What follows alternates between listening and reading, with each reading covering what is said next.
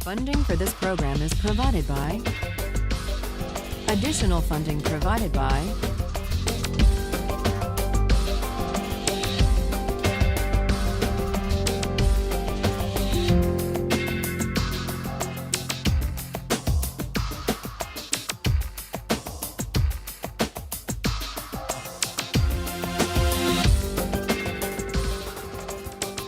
Today we turn to Kant's reply to Aristotle. Kant thinks that Aristotle just made a mistake. It's one thing, Kant says, to support a fair framework of rights within which people can pursue their own conceptions of the good life. It's something else, and something that runs the risk of coercion, to base law or principles of justice on any particular conception of the good life.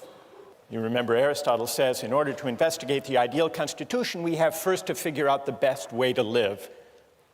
Kant would reject that idea. He says that constitutions and laws and rights should not embody or affirm or promote any particular way of life. That's at odds with freedom. For Aristotle, the whole point of law, the purpose of the polis, is to shape character, to cultivate the virtue of citizens, to inculcate civic excellence, to make possible a good way of life. That's what he tells us in the Politics. For Kant, on the other hand, the purpose of law, the point of a constitution, is not to inculcate or to promote virtue.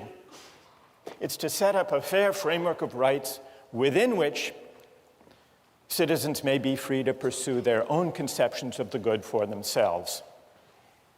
So we see the difference in their theories of justice. We see the difference in their account of law, or the role of a constitution, the point of politics. And underlying these differences are two different accounts of what it means to be a free person. For Aristotle, we're free insofar as we have the capacity to realize our potential. And that leads us to the question of fit. Fit between persons and the roles that are appropriate to them. Figuring out what I'm cut out for. That's what it means to lead a free life, to live up to my potential. Kant rejects that idea and instead substitutes his famously demanding notion of freedom as the capacity to act autonomously. Freedom means acting according to a law I give myself. Freedom as autonomy. Part of the appeal, part of the moral force of the view of Kant and of Rawls consists in the conception of the person as a free and independent self, capable of choosing his or her own ends. The image of the self as free and independent offers, if you think about it, a powerful, liberating vision, because what it says is that as free moral persons, we are not bound by any ties of history or of tradition or of inherited status that we haven't chosen for ourselves. And so we're unbound by any moral ties prior to our choosing them. And that means that we are free and independent sovereign selves. We're the authors of the only obligations that constrain us.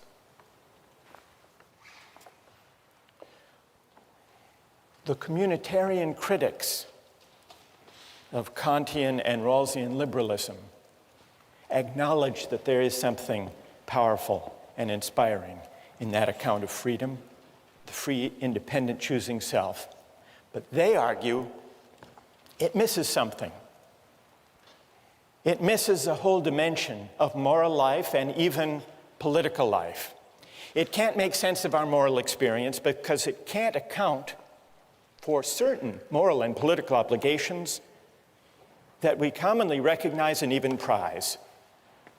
And these include obligations of membership, loyalty, solidarity, and other moral ties that may claim us for reasons that we can't trace to an act of consent. Alistair MacIntyre gives an account, what he calls a narrative conception of the self. It's a different account of the self. Human beings are essentially storytelling creatures, MacIntyre argues. That means I can only answer the question, what am I to do, if I can answer the prior question, of what story or stories do I find myself a part? That's what he means by the narrative conception of the self. What does this have to do with the idea of community and belonging? MacIntyre says this: once you accept this narrative aspect of moral reflection, you will notice that we can never seek for the good or exercise the virtues only as individuals. We all approach our circumstance as bearers of particular social identities. I am someone's son or daughter, a citizen of this or that city. I belong to this clan, that tribe, this nation. Hence, MacIntyre argues, what is good for me has to be the good for someone who inhabits these roles. I inherit from the past of my family, my city, my tribe, my nation, a variety of debts, inheritances, expectations, and obligations. These constitute the given of my life, my moral starting point. This is, in part, what gives my life its moral particularity. That's the narrative conception of the self. And it's a conception that sees the self as claimed or encumbered, at least to some extent, by the history, the tradition, the communities of which it's a part. We can't make sense of our lives, not only as a psychological matter, but also as a moral matter in thinking what we ought to do without attending to these features about us. Now, MacIntyre recognizes that this narrative account, this picture of the encumbered self, puts his account at odds with contemporary liberalism and individualism. From the standpoint of individualism, I am what I myself choose to be. I may biologically be my father's son, but I can't be held responsible for what he did unless I choose to assume such responsibility. I can't be held responsible for what my country does or has done unless I choose to assume such responsibility. But MacIntyre says this reflects a certain kind of moral shallowness, even blindness. It's a blindness at odds with the full measure of responsibility, which sometimes, he says, involves collective responsibility, or responsibilities that may flow from historic memories. And he gives some examples. Such individualism is expressed by those contemporary Americans who deny any responsibility for the effects of slavery upon Black Americans, saying, I never owned any slaves. Or the young German who believes that having been born after 1945 means that what Nazis did to Jews has no moral relevance to his relationship to his Jewish contemporaries. MacIntyre says all of these attitudes of historical amnesia amount to a kind of moral abdication. Once you see that who we are and what it means to sort out our obligations can't be separated, shouldn't be separated from the life histories that define us. The contrast, he says, with the narrative account is clear. For the story of my life is always embedded in the story of those communities from which I derive my identity. I am born with a past, and to try to cut myself off from that past is to deform my present relationships. So there you have, in MacIntyre, a strong statement of the idea that the self can't be detached, shouldn't be detached from its particular ties of membership, history, story, narrative. Now, I want to get your reactions to the communitarian critique of the individualist or the voluntarist, the unencumbered self. But let's make it concrete so that you can react to more than just the theory of it by looking at the two different accounts of moral and political obligation that arise, depending on which of these conceptions of the person one accepts. On the liberal conception, moral and political obligations arise in one of two ways. There are natural duties that we owe human beings as such, duties of respect for persons qua persons. These obligations are universal. Then, as Rawls points out, there are also voluntary obligations, obligations that we owe to particular others insofar as we have agreed, whether through a promise or a deal or a contract. Now, the issue between the liberal and communitarian accounts of the self, is there another category of obligation or not? The communitarian says there is. There is a third category that might be called obligations of solidarity or loyalty or membership. The communitarian argues that construing all obligations as either natural duties or voluntary obligations fails to capture obligations of membership or solidarity. Loyalties whose moral force consists partly in the fact that living by them is inseparable from understanding ourselves as the particular persons we are. What would be some examples? And then I want to see how you would react to them. Examples of obligations of membership that are particular but don't necessarily flow from consent, but rather from membership, narrative, community, one's situation. The most common examples are ones to do with the family, the relation between parents and children, for example. Suppose there were two children drowning. You could save only one of them. One was your child, the other was a stranger's child. Would you have an obligation to flip a coin? Or would there be something morally obtuse if you didn't rush to save your child? Now you may say, well, parents have agreed to have their children. So take the other case, the case of children's obligation for their parents. Now we don't choose our parents. We don't even choose to have parents.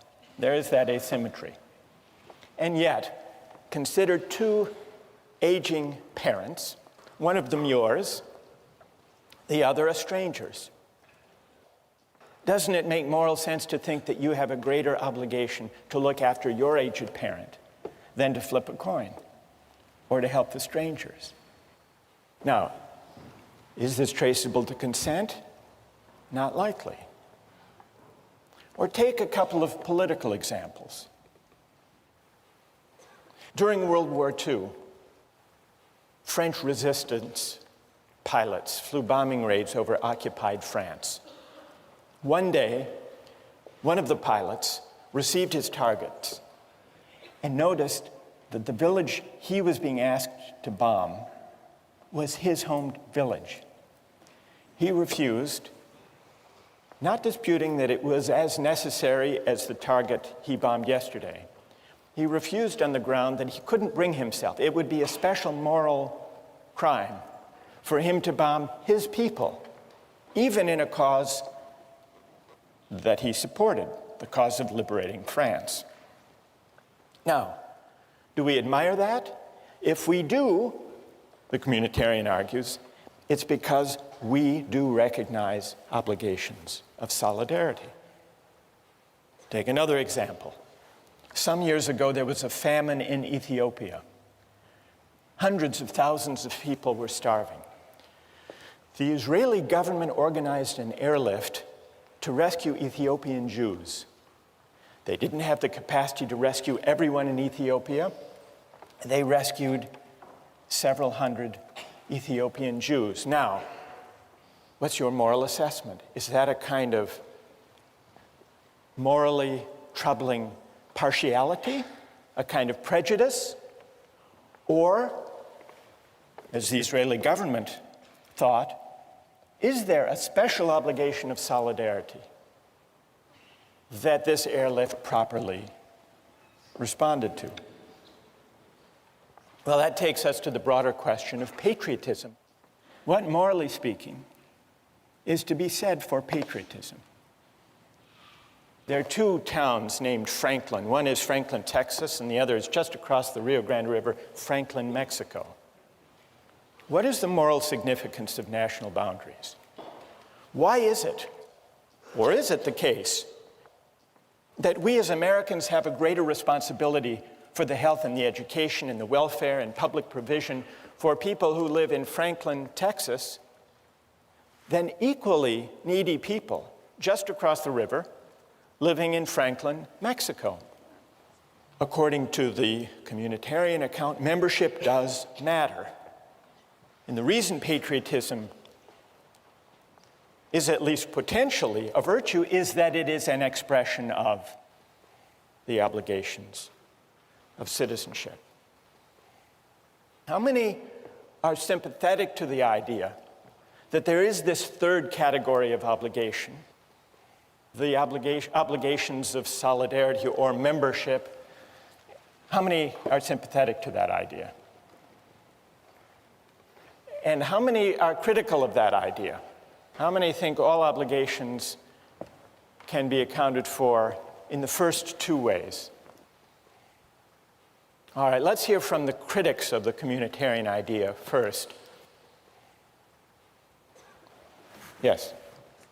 My biggest concern with the idea of having obligations because you're a member of something or because of solidarity is that it seems that if you accept those obligations as being sort of morally binding, then there's a greater occurrence of overlapping obligations, a greater occurrence of good versus good. And I don't know if this sort of framework allows us to choose between them. Good. And what's your name? Patrick. So you worry that if we recognize obligations of membership or solidarity, since we inhabit different communities, their claims might conflict. And what would we do if we have competing obligations? Yes? Well, one solution is that we could view ourselves as ultimately members of the human community, and that then within that we have all these smaller spheres of that, you know, I am an American or I am a student at Harvard. And so the most important community to be obligated to is the community of human beings, and then from there you can sort of evaluate which other ones are most important to you. So the most and what's your name? Nicola? So Nicola, you say the most universal community we inhabit, the community of humankind, always takes precedence. Yes. Patrick, are you satisfied? No. Why not?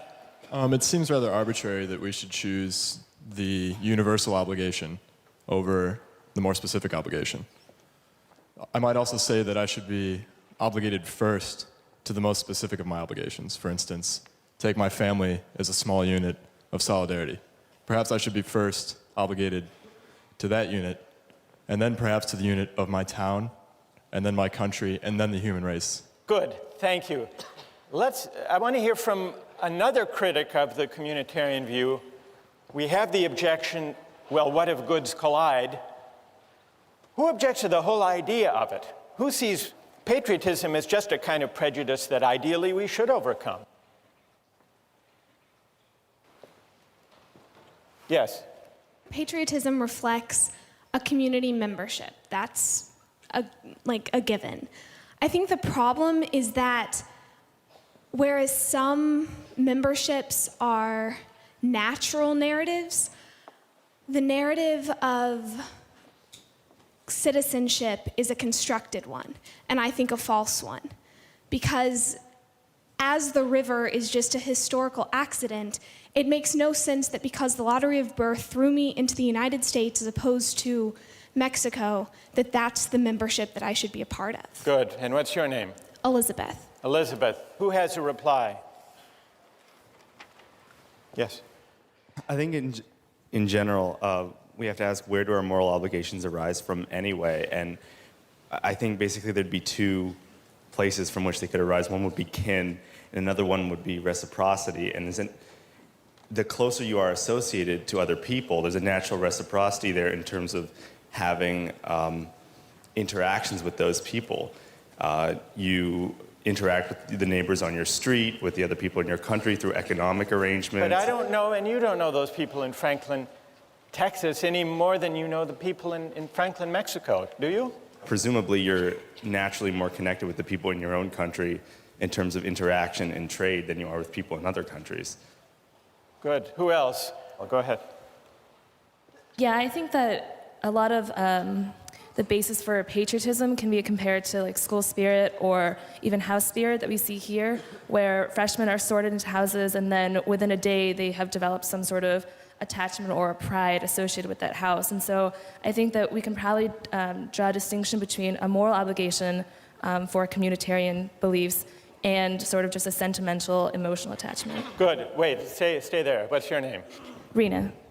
What about, go back to my example about the obligation of the child to the parent. Would you say the same thing there? It's just may or may not be a sentimental tie, but it has no moral weight? Well, I mean, I'm not entirely certain that accident in the initial stage is something that will preclude like moral obligations later.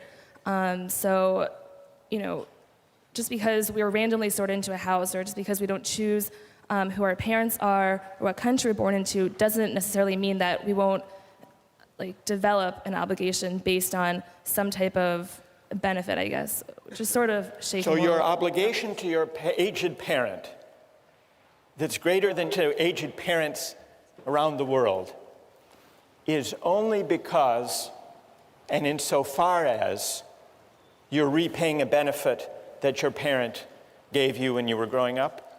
Yeah, I mean, I would say that if we look at cases of adoption where, you know, you have a biological parent somewhere else that you don't interact with, and then you have a parent, you know, who adopted you, most people would say that if you had to pick between them in the case of, you know, aging parents, that your obligation would lie more with the person who raised you and who had exchanges with you meaningfully. May I ask you one more question about the parent? Sure. Do you think that a person with a bad parent owes them less? I don't know, because I've never had a bad parent.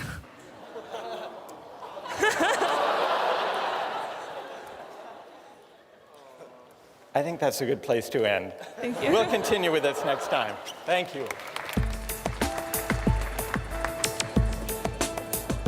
If I were working on an EC problem set, for example, and I saw that my roommate was cheating, that might be a bad thing for him to do, but I wouldn't turn him in.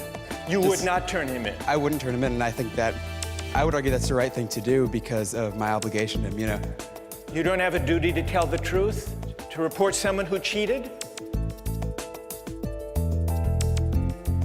Today, I'd like to consider the strongest objections to the idea that there are obligations of solidarity or membership. Then I want to see if those objections can be met successfully. One objection emerged in the discussion last time. Patrick said, well, if obligations flow from community membership and identity, we inhabit multiple communities, doesn't that mean that our obligations will sometimes conflict? So that's one possible objection. And then Rena said, these examples meant to bring out the moral force of solidarity and membership. Examples about parents and children, about the French resistance fighter asked to bomb his own village and drawing back, about the airlift by Israel of Ethiopian Jews. These examples, they may be intuitively evocative, Rena said, but really they're pointing to matters of emotion, matters of sentiment, not true moral obligations. And then there were a number of objections, not necessarily to patriotism as such, but to patriotism understood as an obligation of solidarity and membership beyond consent. This objection allowed that there can be obligations to the communities we inhabit, including obligations of patriotism, but this objection argued that all of the obligations of patriotism or of community or membership are actually based on liberal ideas and perfectly compatible with them. Consent, either implicit or explicit, or reciprocity. Julia Rothau, for example, on the website, said that liberalism can endorse patriotism as a voluntary moral obligation. Patriotism and familial love both fall under this category. Because after all, Julia points out, the Kantian framework allows people free rein to choose to express virtues such as these if they want to. So you don't need the idea of a non-voluntary particular moral obligation to capture the moral force of community values. Where's Julia? Okay, so did I summarize that fairly? There is action. Julia actually is in line with what Rawls says about this very topic. You weren't aware of that. You came up with it on your own. That's pretty good. Rawls says, when he's discussing political obligation, he says it's one thing if someone runs for office or enlists in the military. They're making a voluntary choice. But Rawls says there is, I believe, no political obligation, strictly speaking, for citizens generally, because it's not clear what is the requisite binding action and who has performed it. So Rawls acknowledges that for ordinary citizens, there is no political obligation except insofar as some particular citizen willingly, through an act of consent, undertakes or chooses such an obligation. That's in line with Julia's point. It's related to another objection that people have raised, which is it's perfectly possible to recognize particular obligations to one's family or to one's country, provided honoring those obligations doesn't require you to violate any of the natural duties or requirements of universal respect for persons qua persons. So that's consistent with the idea that we can choose, if we want to express a loyalty to our country or to our people or to our family, provided we don't do any injustice within the framework, acknowledging the priority, that is, of the universal duties. The one objection that I didn't mention is the view of those who say that obligations of membership really are a kind of collective selfishness. Why should we honor them? Isn't it just a kind of prejudice? So what I'd like to do, perhaps if those of you who have agreed, who wrote and who have agreed to press these objections, perhaps if you could gather down all together, we'll form a team as we did once before, and we'll see if you can respond to those who want to defend patriotism conceived as a communal obligation. Now, there were a number of people who argued in defense of patriotism as the communitarian view conceives it. So let me go down now and join the critics of communitarianism, if there's a microphone that we could use somewhere. Okay, thanks, Kate. Who, as the critics of patriotism, communal patriotism, gather their forces here? Patrick, if you want to, you can join as well, or Rena. Others who have spoken or addressed this question are free to join in. But I would like to hear now from those of you who defend patriotism and defend it as a moral obligation that can't be translated back into purely consent-based terms, can't be translated into liberal terms. Where's AJ Kumar? AJ, everybody seems to know you.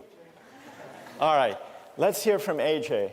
You said, in the same way I feel I owe more to my family than to the general community, I owe more to my country than to humanity in general. Because my country holds a great stake in my identity, it is not prejudice for me to love my country, unless it is prejudice for me to love my parents more than somebody else's. So AJ, what would you say to this group? Stand up. I think that there's some fundamental moral obligation that comes from a communitarian responsibility to people and groups that form your identity. I mean, even, like, I'll give the example that, there are a lot of things about our government right now that I'm not in favor of, but part of my identity is that America values a free society where we can object to certain things, and I think that's an expression of patriotism as well.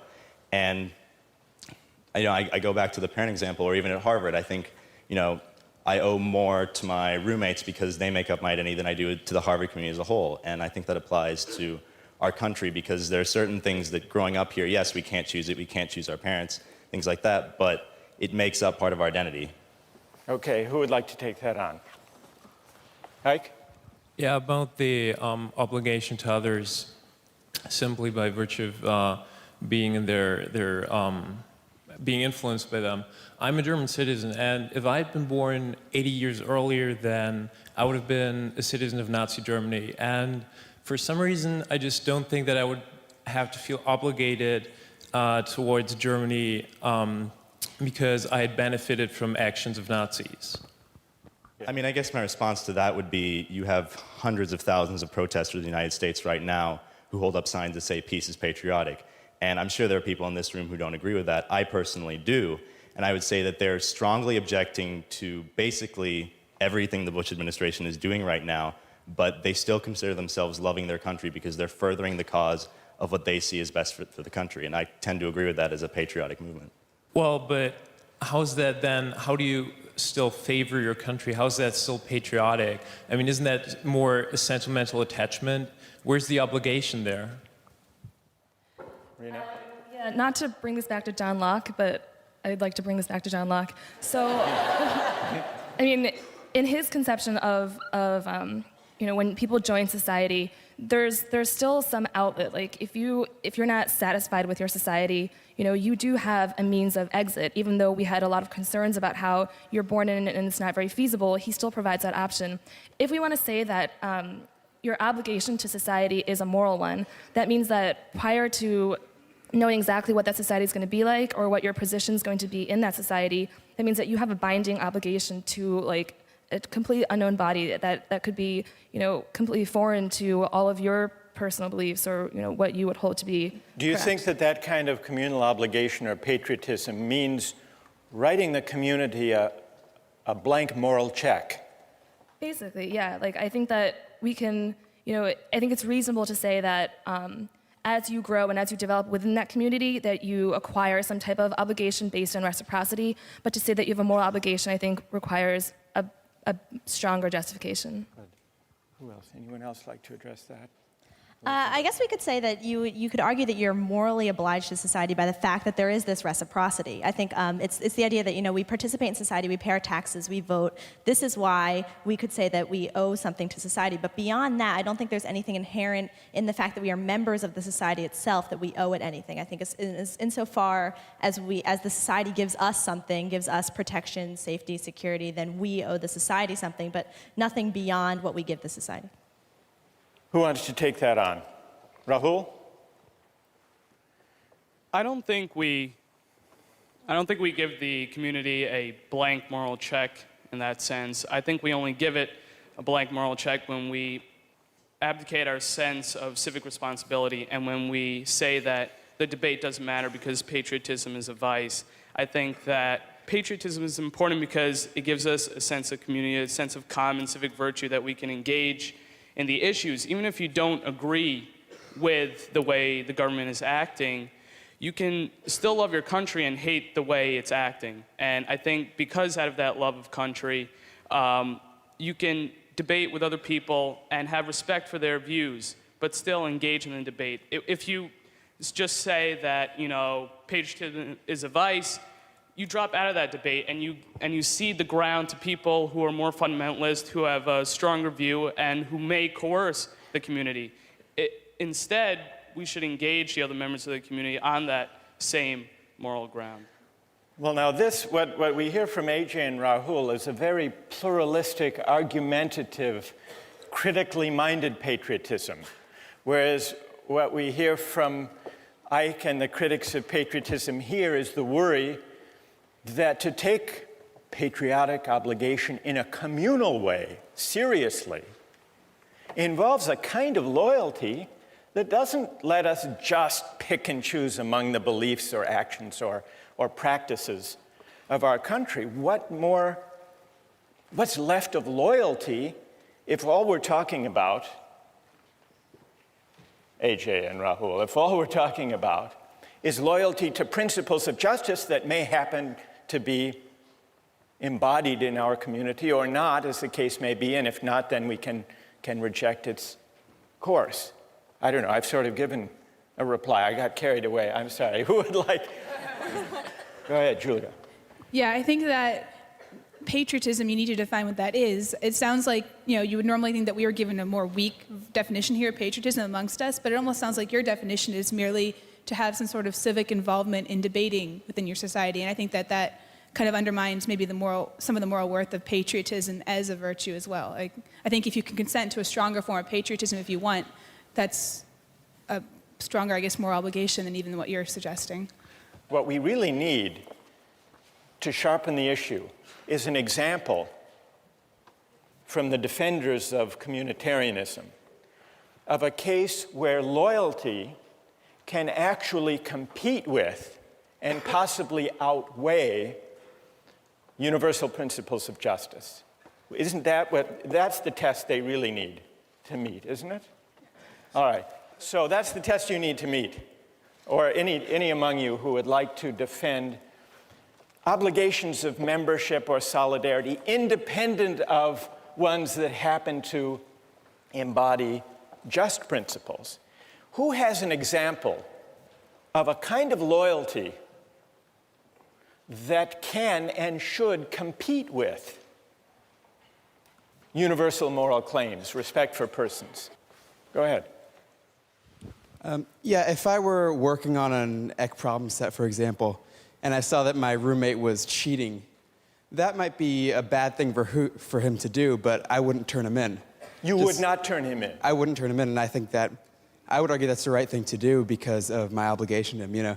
It may be wrong, but that's what I would do, and I think that's what most people would do as well. All right, now there's a fair test. He's not slipping out by saying he's invoking in the name of communities some universal principles of justice. What's your name? Stay there. What's your name? It's Dan. Dan? So what do people think about Dan's case? That's a harder case for the ethic of loyalty, isn't it? But a truer test? How many agree with Dan? So loyalty, Dan, loyalty has its partisans. How many disagree with Dan?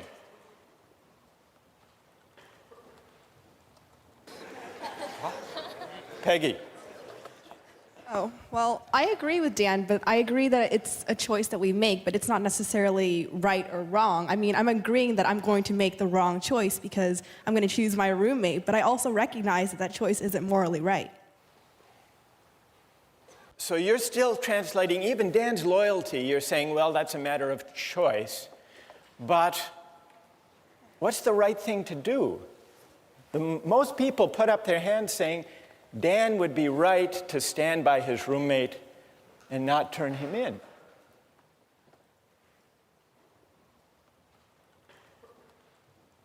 Yes, go ahead. Also, I think as a roommate, you have insider information, and that might not be something you want to use. That might be something unfair to hold against. You know, you're spending that much time with a roommate. Obviously, you're going to learn things about him, and I don't think it's fair to reveal that to a greater community. But it's loyalty, Wojtek. You agree with Dan that yes, loyalty is the ethic at stake here. Absolutely. You don't have a duty to tell the truth, to report someone who cheated? Not if you've been advantaged into getting that kind of information.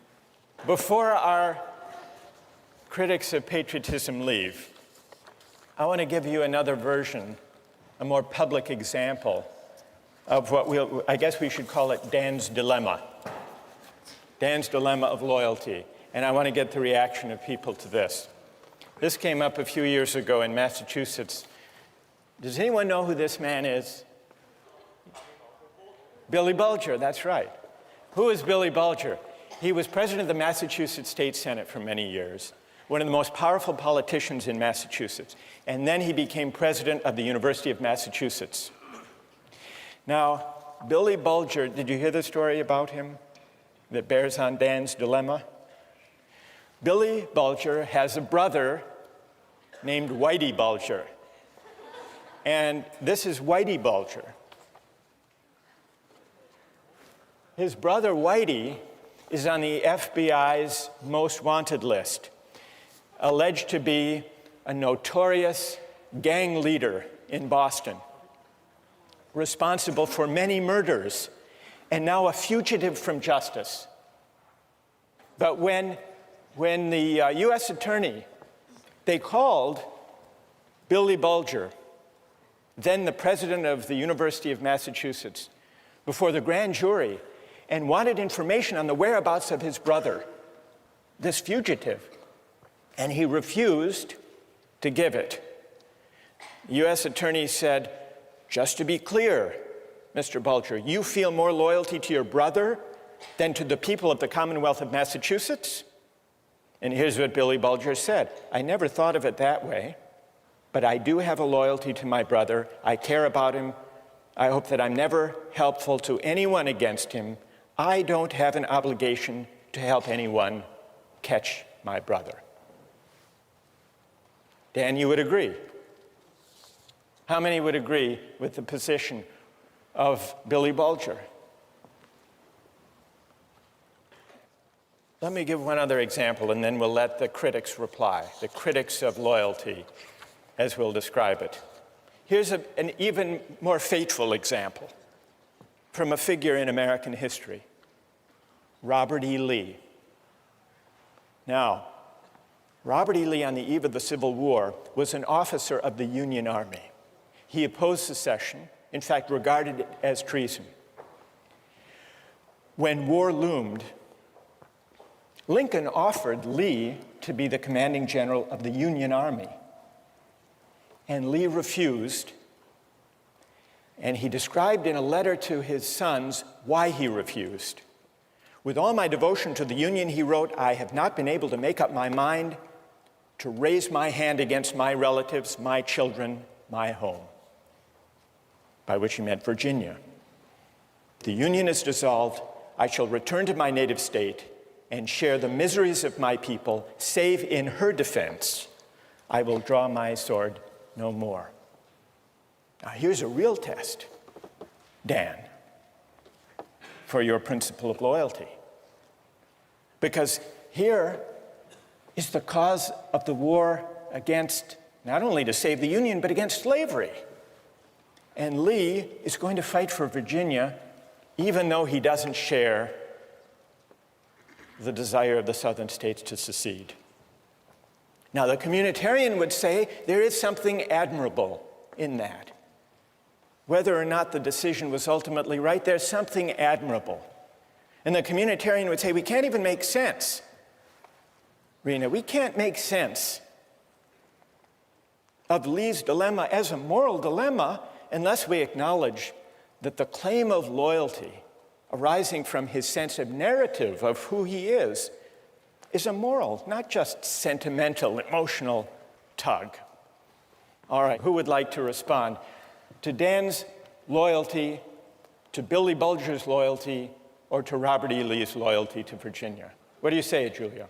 Okay, well, I think that these are some classic examples of multiple spheres of influence, and that you have conflicting communities, that your family and your country. I think that's one reason why the idea of choice in your obligation is so important, because how else can you resolve this? If you're morally obligated and there's no way out of this need for loyalty to both communities, you're trapped. There's nothing you can do. You have to make a choice. And I think that being able to choose based on other characteristics than merely, the arbitrary fact that you're a member of this community is important. Otherwise, it's left to, randomness. Well, Julia, the issue isn't whether Dan makes a choice, or Billy Bulger or Robert E. Lee. Of course they make a choice. The question is, on what grounds, on what principle should they choose? The communitarian doesn't deny that there's a choice to be made. The question is, which choice, on what grounds, and should loyalty as such weigh? Andre, now you want to. All right, go ahead. What do you say? Well, one of the things we've noticed in the three examples is that the people have all chosen the most immediate community of which they're a part, the more local one. And I think there's something to be said for that. It's not just random. There doesn't seem to be a conflict because they know which one is more important.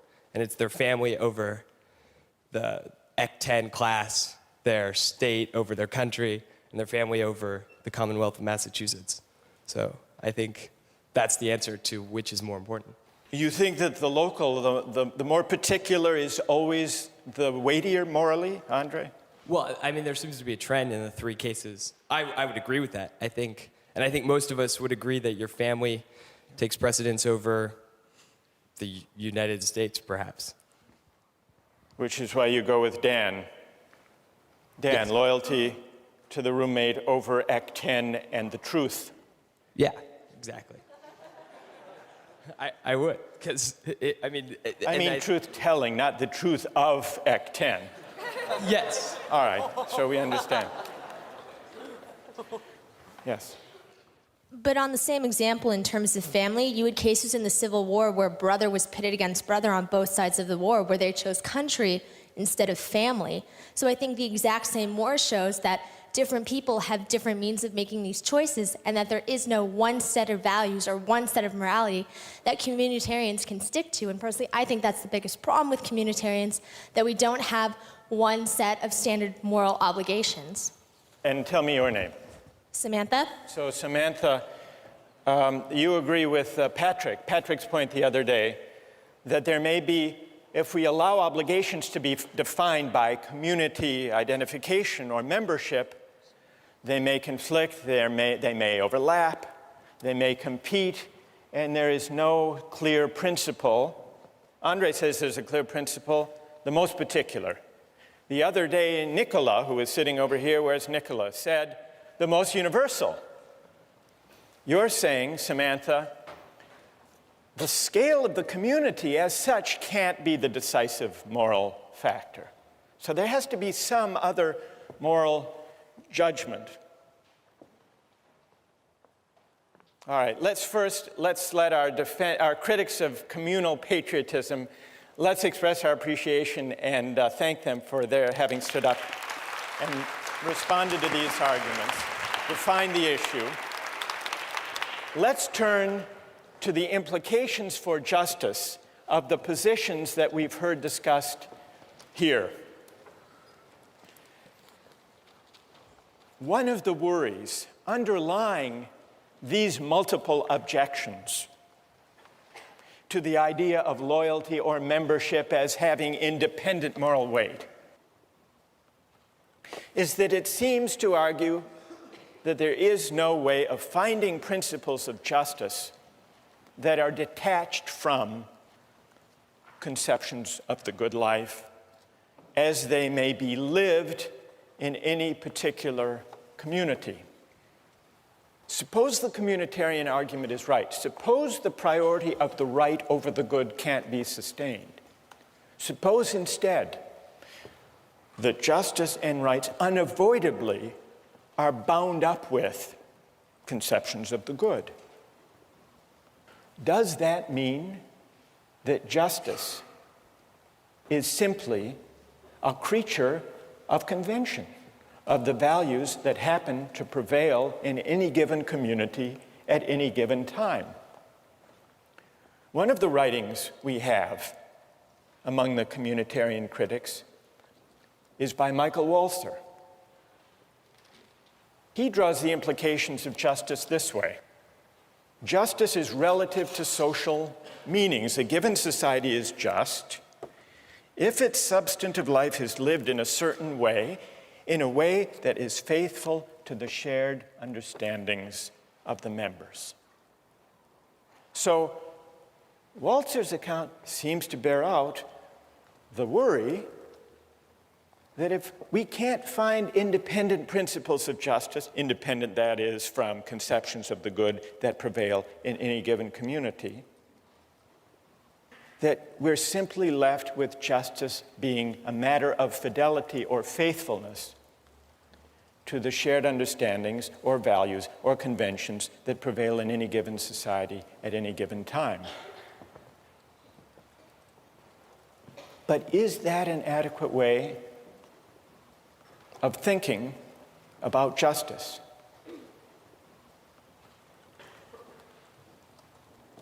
Well, let's take a look at a short clip from the documentary Eyes on the Prize.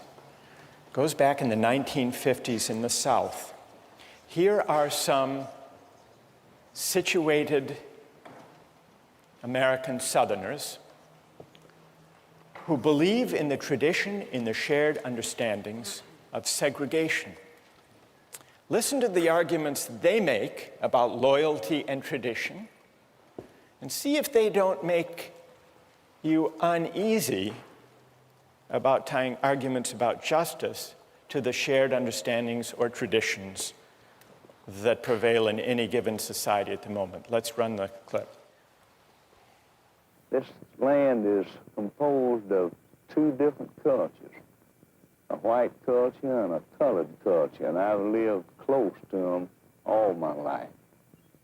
But I'm told now that we've mistreated them and that we must change, and these changes are coming faster than I expected, and I'm required to make decisions on a basis of a new way of thinking, and it's difficult. It's difficult for me, it's difficult for all Southerners. Well, there you have it. Narrative selves, situated selves, invoking tradition. Doesn't that show us that justice can't be tied to the shared understandings of goods that prevail in any given community at any given time? Or is there a way of rescuing that claim from this example? Think about that question, and we'll return to it next time.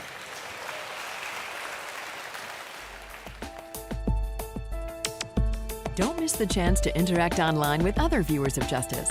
Join the conversation, take a pop quiz, watch lectures you've missed, and learn a lot more. Visit justiceharvard.org. It's the right thing to do.